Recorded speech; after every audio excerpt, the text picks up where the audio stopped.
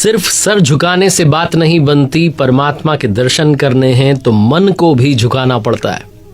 नमस्ते दोस्तों, आप देख रहे हैं गीता ज्ञान, एक ऐसी सीरीज जहां श्रीमद् भगवद गीता के अलग अलग अध्यायों का सार पहुंचाने का छोटा सा प्रयास कर रहा हूं। मैं हूं आरजे कार्तिक और मैं श्रीमद् भगवद गीता की यथार्थ व्याख्या, यथार्थ गीता का पठन चिंतन मनन करता हूं, जिसे परमहंस स्वामी श्री अड़गड़ानंद जी महाराज जी ने लिखा है और उसी से जो कुछ समझ पाया हूं आप तक पहुंचा रहा हूं। आज हम बात करेंगे चैप्टर 16 की 16वें अध्याय का सार क्या कहता है। अगर आप ये सीरीज बहुत ध्यान से देख रहे हैं, समझ रहे हैं, तो 9th चैप्टर में भगवान श्री कृष्ण ने बात की देवी संपद और आसुरी संपद की। उन्होंने कहा कि आसुरी स्वभाव वाले मुझे तुच्छ कह करके पुकारते हैं क्योंकि उन्हें ये मनुष्य शरीर दिखाई देता है। आसुरी स्वभाव वाले मुझे सही स्वभाव से नहीं जानते हैं, लेकिन जो देवी संपद वाले हैं वो मुझे अनन्य भक्ति के साथ में भजते हैं, बहुत श्रद्धा के साथ में मेरा भजन करते हैं। देवी संपद और आसुरी संपद दो बातें उन्होंने 9th चैप्टर में कही, लेकिन 16th चैप्टर में वो समझाने जा रहे हैं कि देवी संपद क्या है और आसुरी संपद क्या है। देवता और असुर, जिनके बारे में बहुत सारी कथाएं कहानियां हमने सुनी है, ये कैसे होते हैं, उनकी जो विशेषताएं हैं उसको यहाँ 16th चैप्टर में समझाते हैं। भगवान श्री कृष्ण कहते हैं कि अर्जुन, तुम्हें बिल्कुल भी परेशान होने की जरूरत नहीं है क्योंकि तुम देवी संपद को प्राप्त हुए हो। ये संपदाएं कहाँ रहती हैं? तो कहते हैं कि मनुष्यों के स्वभाव दो प्रकार के होते हैं, देवताओं जैसा और असुरों जैसा। तो 16th चैप्टर की शुरुआत करते हैं। भगवान श्री कृष्ण कहते हैं, सबसे पहले जो पहला श्लोक है उसे समझिएगा। श्री भगवान उवाच अभयम सत्व संशुद्धि नियोग व्यवस्थिति दानम दमश्च यज्ञश्च स्वाध्यायस्तप आर्जवम। वो कहते हैं कि देवी संपद जिनके अंदर होती है, जो देवताओं जैसा व्यवहार करते हैं, उनमें भय का अभाव होता है, वो निडर होते हैं, निर्भय होते हैं। उनमें अंतःकरण की शुद्धता होती है, उनका जो अंतःकरण है वो शुद्ध होता है। उनके अंदर ध्यान के लिए दृढ़ स्थिति होती है। जब वो मेडिटेशन में बैठते हैं तो फिर उनका मन लग जाता है, इधर उधर मन चंचल नहीं होता, भागता नहीं है। वो सर्वस्व का समर्पण कर देते हैं। वो ये नहीं सोचते कि मुझे सिर्फ इतना ही अपने आप को डेडिकेट करना है, बाकी डेडिकेट नहीं करना है। वो सब कुछ तन मन धन से जो है वो भक्ति में लग जाते हैं। वो यज्ञ का आचरण करते हैं। यज्ञ यानी कि जो ज्ञानाग्नि की बात हुई है, जो ज्ञानाग्नि के बारे में भगवान श्री कृष्ण कहते हैं कि आराधना की जो प्रक्रिया है, जो ध्यान है, वही असली यज्ञ है, उसका आचरण करते हैं। ये स्वभाव होते हैं उनके जो देवी संपद को प्राप्त हुए हैं। भगवान श्री कृष्ण आगे देवी संपद के और गुण बताते हैं, विशेषताएं बताते हैं। कहते हैं अहिंसा सत्यम क्रोधस त्यागः शांतिरपेशुनम दया भूतेष्व लोलुप्यम मार्दवम हिरचापलम। अहिंसा यानी कि आत्मा का उद्धार करना।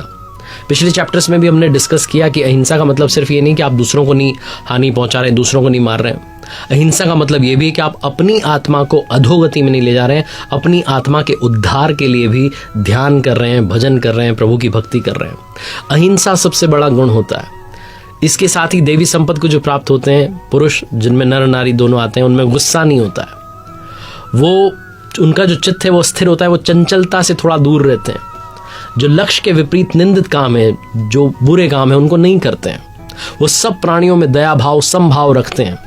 वो व्यर्थ की चेष्टाओं में नहीं पड़ते हैं। आगे कहते हैं तेजः क्षमा पतिः शौचम द्रोहो नाति मानिता भवंती संपदम देवीम भिजातस्य भारत। भगवान श्री कृष्ण कहते हैं कि तेज जो है, जो एकमात्र ईश्वर में है, उसके तेज से जो कार्य करता है, ये गुण भी देवी संपद को प्राप्त हुए पुरुषों में, नर नारी में होते हैं। कहते हैं भगवान गौतम बुद्ध की जब दृष्टि पड़ी तो अंगुली माल के विचार बदल गए थे।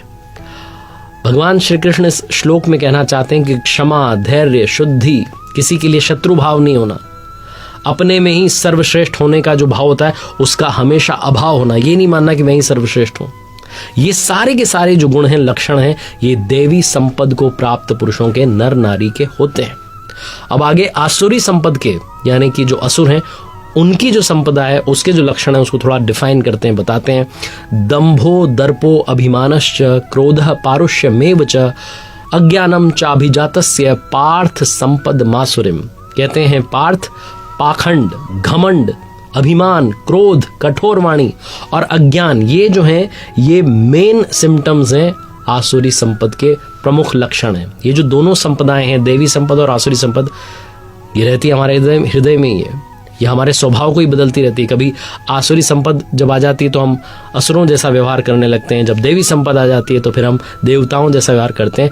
तो इन दोनों संपदाओं का काम क्या है उसको थोड़ा डिफाइन करते हैं। भगवान श्री कृष्ण कहते हैं, श्री भगवान उवाच देवी संपद विमोक्षाय निबंधाया सुरीमता माँ शुचः संपदम देवीम भिजातो असि पांडव। ये जो दो प्रकार की संपदाएं कही गई हैं, इनमें जो देवी संपद है वो विमोक्षाय विशेष मोक्ष के लिए है, और जो आसुरी संपदा है जिसके बारे में बात की, घमंड, क्रोध, कठोर वाणी, अज्ञान, ये सब बंधन के लिए मानी गई हैं। इसीलिए कहते हैं कि अर्जुन तुम्हें शोक करने की, दुखी होने की जरूरत नहीं है, क्योंकि तुम देवी संपदा को प्राप्त हुए हो, विशेष मोक्ष को, विशेष मुक्ति को, यानी कि परम धाम को प्राप्त होगे। अब इन संपदाओं के बारे में बताते हैं कि रहती कहाँ है। तो कहते हैं दो भूत सर्गो लोके अस्मिन देव आसुर एवच देवो विस्तरशः प्रोक्त आसुरम पार्थ में शृणु। हे अर्जुन, इस लोक में जैसा हमने भी बात की, भूतों के स्वभाव दो प्रकार के होते हैं, देवताओं जैसा और असुरों जैसा। हृदय में जब देवी संपद कार्य रूप ले लेती है तो मनुष्य देवता बन जाता है, जब आसुरी संपद कार्य रूप ले लेती है तो मनुष्य ही असुर बन जाता है। स्वामी जी यथार्थ गीता में लिखते हैं कि चाहे आप कहीं भी पैदा हुए हों, सृष्टि में ये दो ही जातियां हैं, देवी संपद वाली और आसुरी संपद वाली। जो असुर लोग हैं वो कार्यम कर्म में प्रवृत्त होना नहीं जानते, उन्हें पता ही नहीं कि ध्यान क्या है, और अकर्तव्य कर्म से निवृत्त होना नहीं जानते, उन्हें भी नहीं पता कि फिर परम धाम में मिल जाएगा, मोक्ष मिल जाएगी। ना उनमें शुद्धि है, ना आचरण है, ना सत्य है। वो जो पुरुष हैं उनके विचार कैसे होते हैं, थोड़ा और आसुरी संपद के बारे में आगे बातचीत करते हैं। तो भगवान श्री कृष्ण कहते हैं, असत्यम प्रतिष्ठम ते जगदाहुनीश्वरम अपरस्पर संभूतम किमन्यत काम हेतुकम। ये जो आसुरी स्वभाव वाले मनुष्य होते हैं ना, ये कहते हैं कि जगत आश्रय रहित है, झूठा है, बिना ईश्वर के, अपने आप ही स्त्री पुरुष के संयोग से उत्पन्न हुआ है, इसलिए सिर्फ भोग भोगने के लिए ऐसी उनकी फिलॉसफी होती है, और इसकी वजह से उनका स्वभाव नष्ट हो चुका है। वो मंद बुद्धि हैं, क्रूर कर्मी हैं, सिर्फ जगत का नाश करने के लिए उत्पन्न होते हैं। प्रभु आगे कहते हैं, कामवाश्रित्य दुष्पूरम दंभ मान मदान्विता मोहाद गृहीत्वा सद्ग्राहान प्रवर्तन्ते अशुचिव्रता। वो जो आसुरी स्वभाव वाले मनुष्य हैं वो दंभ में, घमंड में, मान में, मद में युक्त होकर के किसी भी प्रकार से पूर्ण ना होने वाली जो कामनाएं हैं उनका सहारा ले लेते हैं। अज्ञान से जो उन्होंने गलत सोच डेवलप कर ली है, उससे जो मिथ्या सिद्धांत हैं, जो गलत फिलॉसफी है, उसको ग्रहण कर लेते हैं और फिर इस संसार में बरतते रहते हैं। वो व्रत भी करते हैं लेकिन भ्रष्ट व्रतों से युक्त हुए हैं, इसलिए वो भ्रष्ट व्रतों से युक्त हुए जो हैं उनको तू असुर जान। वो सब ड्रामा करते हैं, वो सिर्फ दिखावा करते हैं, वो सिर्फ छल करते हैं। अब आपके मन में ख्याल आ रहा होगा, विचार आ रहा होगा कि रावण भी अति बुद्धिमानी था, बहुत ज्ञानी था, लेकिन वो भी भ्रष्ट व्रतों वाला था। वो दिखावे के लिए कर रहा था, वो दंभ के लिए कर रहा था, वो घमंड के लिए सारे आचरण कर रहा था। आगे भगवान यहाँ कहते हैं, चिंताम परिमेयाम च प्रलयांताम उपाश्रिता कामोपभोग परमा एता वदिति निश्चिता। ये जो आसुरी संपद वाले, जो आसुरी स्वभाव वाले मनुष्य हैं, ये अंतिम श्वास तक बिना मतलब की चिंताओं को लिए रहते हैं, और जब ये रस भोगते हैं तो आनंद मानते हैं। इनका कहना है कि जो संसार है सिर्फ मजे लेने के लिए, मस्ती करने के लिए, मौज करने के लिए है, स्त्री पुरुष के संयोग से उत्पन्न हुआ है, इसके आगे कुछ नहीं है। ये जो लोग होते हैं आसुरी स्वभाव वाले, ये धन कमाने के लिए रात दिन गलत काम कर रहे होते हैं। इन्हें लगता है कि मैंने आज ये पा लिया, कल वो पालूंगा, मेरे पास इतना पैसा है, कल और हो जाएगा, ये मैंने मार दिया, उसको मैं मार दूंगा। इस तरीके के बहुत अज्ञानी जो विचार हैं उनको अपने दिमाग में भर के रहते हैं। ये अपने आप में घमंड रखते हैं, मैं बहुत पैसे वाला हूँ, बड़े कुटुंब वाला हूँ, मेरे जैसा कोई नहीं है, मैं यज्ञ दान दूंगा। इस प्रकार के अज्ञान से हमेशा मोहित रहते हैं। तो क्या यज्ञ और दान भी अज्ञान है? इसके बारे में चैप्टर 18 में बहुत अच्छे से भगवान श्री कृष्ण ने विस्तार से बताया, तो उसको भी आप समझिएगा। भगवान श्री कृष्ण कहते हैं कि इतने सब पर भी वो रुकते नहीं है, वो बहुत सारी भ्रांतियों के, बहुत सारी गलत विचारधाराओं के शिकार रहते हैं। बहुत प्रकार से उनका जो चित्त है वो भ्रमित हो चुका है, वो मोह जाल में फंस चुके हैं, वो विषय भोगों में आसक्त हो चुके हैं, बहुत इंटरेस्ट रखते हैं। ऐसे जो स्वभाव वाले, आसुरी स्वभाव वाले मनुष्य हैं वो अपवित्र नरक में गिरते हैं। अभी आगे भगवान बताने वाले हैं कि नरक क्या है। वो कहते हैं कि ये जो आसुरी स्वभाव वाले हैं दूसरों की निंदा करते हैं, अहंकार रखते हैं, बल का जो है बहुत अहंकार है इनको, पैसे का बहुत अहंकार है, घमंड, कामना, गुस्सा करते हैं, और दूसरों के शरीर में जो परमात्मा है यानी कि मैं स्वयं वहां विराजित हूं, उससे द्वेष करने वाले हैं। ये शास्त्र विधि से जो सुमिरन करने की बात कही है, ये यज्ञ की, उससे भी द्वेष रखते हैं, ये उस विधि को त्याग करके कुछ न कुछ करते हैं, लेकिन सिर्फ दिखावा करते हैं, ये सही विधि का आचरण नहीं करते हैं। तो भगवान कहते हैं कि ऐसे आसुरी स्वभाव वालों का मैं करता क्या हूं। तान हम दुष्टः क्रूरान संसारेषु नराधमान क्षिपाम्य जस्त्रम शुभा ना सुरिष्वेव योनिषु। कहते हैं मुझसे जो द्वेष करते हैं उन क्रूर कर्मी नराधमों को, उन राक्षसों को, आसुरी स्वभाव वालों को मैं संसार में लगातार आसुरी योनियों में गिराता हूँ। जो शास्त्र विधि को त्याग करके यजन करते हैं वो मनुष्यों में अधम है, क्रूर कर्मी है, ऐसा उन्होंने बताया। वो कहते हैं कि ऐसे अधमों को मैं नरक में गिराता हूँ, आसुरी योनियों में गिराता हूँ। नरक का मतलब आसुरी योनियों में गिराता हूँ, यही नरक है। साधारण जेल में, स्वामी जी लिखते हैं यथार्थ गीता में कि साधारण जेल की जो सजा होती है वो कितनी भयंकर होती है, और यहाँ लगातार आसुरी योनियों में गिरने का क्रम जो है वो चलता रहता है। इसीलिए मनुष्य को जब हम इस मनुष्य रूप में आए हैं तो लगातार दैवी संपद के लिए, पुण्य जो है उन्हें जागृत करने के लिए, जो पांडव पक्ष है उसको जागृत करने के लिए लगातार प्रयास करते रहना चाहिए। आगे भगवान श्री कृष्ण 16वें अध्याय में कहते हैं, आसुरी योनि मापन्ना मूढ़ा जन्मनि जन्मनि माम प्राप्येव कौन्तेय ततो यान्ति धमाम गतिम। कहते हैं कौन्तेय है, पार्थ है, अर्जुन, जो मूर्ख मनुष्य हैं वो जन्म जन्मांतरों तक आसुरी योनि को ही प्राप्त होता है, मुझे नहीं प्राप्त होकर के बल्कि और नीचे की योनियों में पहुंच जाता है। जिस गति को प्राप्त होता है, निचली गति को, उसे नरक कहा गया है। अब ये नरक जो है इसका उद्गम क्या है, कहाँ से ये आता है, कैसे ये आता है? तो कहते हैं त्रिविधम नरकस्येदम द्वारम नाशन मात्मनः कामः क्रोधस तथा लोभस तस्मादे तत्त्रयम् त्यजेत। क्रोध और लोभ ये जो हैं नरक के मूल द्वार हैं, आत्मा का नाश करने वाले हैं, उसको अधोगति में ले जाने वाले हैं।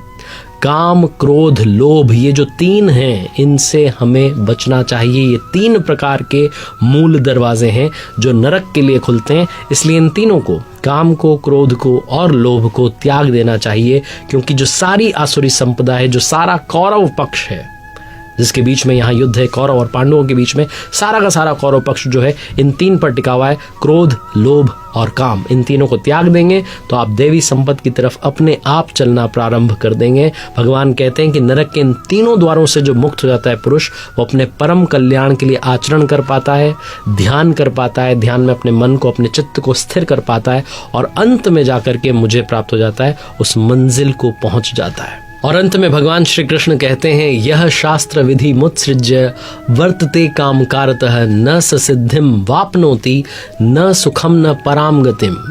जो भी मनुष्य, जो भी नर नारी इस शास्त्र विधि को त्याग कर, शास्त्र कौन सा? इति गुह्यात्तमम शास्त्रम मिद मुक्तम मया नख। गीता जो स्वयं में पूर्ण शास्त्र है, इस विधि को त्याग कर जो यहाँ बताई गई है, अपनी इच्छा से बरतता है, अपने तरीके से जीवन यापन कर रहा है, वो ना तो सिद्धि को प्राप्त हो रहा है, ना परम गति को प्राप्त हो रहा है, और ना सुख को प्राप्त हो रहा है। उसके लिए वो जो नरक के दरवाजे हैं, वो जो तीन रास्ते हैं, तीन द्वार हैं, वो खुल चुके हैं। इसीलिए क्या करूं क्या ना करूं, इस अवस्था में अर्जुन को कहते हैं कि तुम इस शास्त्र को ही प्रमाण मानो, और शास्त्र विधि जो है, जो रास्ता बताया गया है ध्यान करने का, मेडिटेशन करने का, उस पर चलना शुरू कर दो। इस 16th चैप्टर में देवासुर संपद विभाग योगो नाम इसका नाम रखा गया है। इस 16th चैप्टर में, 16वें अध्याय में देवी और आसुरी दोनों संपदाओं को बहुत डिटेल से डिफाइन किया गया है, इसलिए इसका नाम रखा गया है देवासुर संपद विभाग योगो नाम षोडशो अध्याय। देखते रहिए मेरे साथ हर बुधवार सुबह 9:30 बजे श्रीमद् भगवद गीता के अलग अलग अध्यायों का सार, 17वें अध्याय का सार अगले बुधवार आप तक पहुंचाने का प्रयास। अगर आप घर बैठे और विस्तार से श्रीमद् भगवद गीता पढ़ना चाहते हैं, उसकी यथार्थ व्याख्या पढ़ना चाहते हैं, तो यथार्थ गीता आप अपने लिए मंगवा सकते हैं। www.यथार्थगीता.com से आज ही अपने लिए फ्री कॉपी ऑर्डर कीजिए, जिसे लिखा है परमहंस स्वामी श्री अणगणानंद जी महाराज जी ने। जय गुरुदेव, जय श्री कृष्णा, प्रभु कृपा बनी रहे।